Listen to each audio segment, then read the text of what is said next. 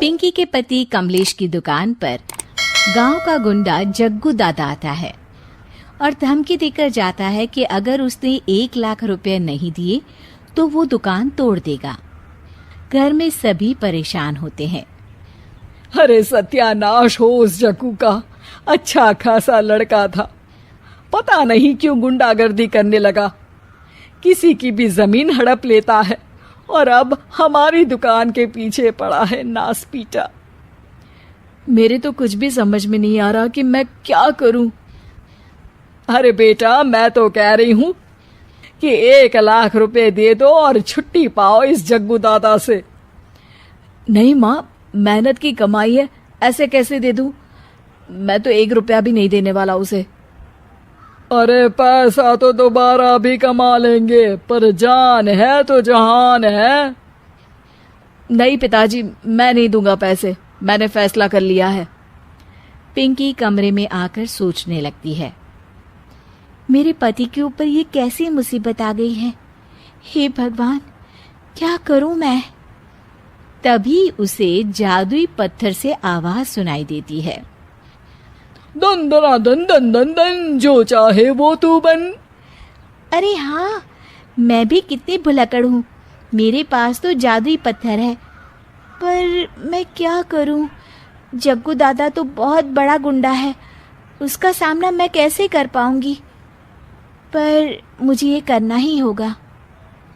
Pinky plan बनाती है और उसे एक आइडिया आता है और वो आइडिया वो सबको बताती है। सुनिए, मेरे पास एक प्लान है। आप जग्गू दादा को पैसे देकर उन्हें घर पर खाने पर बुलाइए।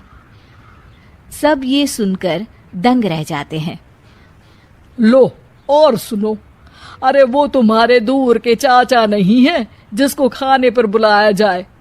जग्गू दादा है इस गांव में सबसे अमीर और 1 नंबर का गुंडा। ओफो सासू माँ, मैं जो कह रही हूँ वो करके तो देखिए। मैं आपको यकीन दिलाती हूँ कि कल के बाद जग्गू दादा हमें कभी परेशान नहीं करेगा। पिंकी के कहने पर कमलेश जग्गू दादा को रुपए देता है और उसे अपने घर खाने पर बुलाता है। अरे भाई, मानना पड़ेगा कमलेश, काफी तरक्की कर लिया तुमने। 1 लाख रुपए तो बड़ा ही कम डोनेशन था।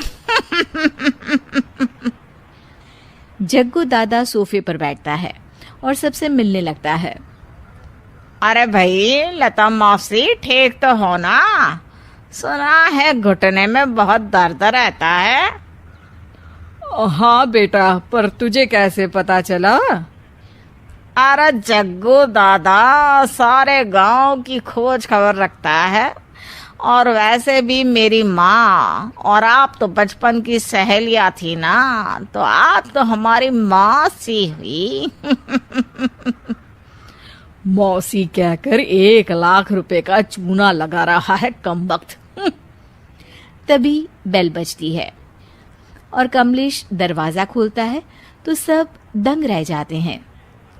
अरे एमपी साहब, आप आइए आइए। आप कमलेश को कैसे जानते हैं? अरे भाई, कमलेश हमारे बड़े ही अच्छे मित्र हैं और मैंने सुना है कि आप इनकी दुकान हड़पना चाहते हैं, इनसे चंदा भी मांगते हैं आप। अरे एमपी जी, वो तो बस थोड़ा धंधे में मंदी चल रही थी तो गांव वालों से थोड़ी मदद मांग ली। देखो जग्गू दादा, होंगे दादा तुम अपने घर के, ये हमारे पहचान के लोग हैं, इनके साथ तुमने कुछ भी उल्टा सीधा किया तो सीधा जेल में डाल देंगे, समझे? फिर वहां बाकी कैदियों से चंदा मांगते फिरोगे क्या? जग्गू घबरा जाता है और वहां से जाने लगता है। जी जी एमपी जी, समझ गए, हम चलते हैं, हमें माफ कर दो कमलेश बाबू। अरे बेटा, खाना तो खा लेता। अरे जग्गू। जग्गू दादा को भागता देख एमपी के रूप में बदली पिंकी हंसने लगती है और सब एमपी के पास आते हैं और उनका धन्यवाद करते हैं। आपको कैसे पता चला एमपी साहब कि जग्गू हमें परेशान कर रहा था? आपकी बहू पिंकी है ना, बड़ी ही समझदार है। वो मेरे ऑफिस आई और मुझसे मदद मांगी। क्या पिंकी ने यह सब किया? पिंकी अपने रूप में वापस आ रही होती है। अच्छा, मैं चलता हूँ, मेरा मतलब है। अरे ऐसे कैसे, आप बिना खाना खाए नहीं जा सकते, आइए आइए। नहीं, फिर कभी मुझे जाने दीजिए। पिंकी भागती है। अरे इन्हें किस बात की जल्दी थी?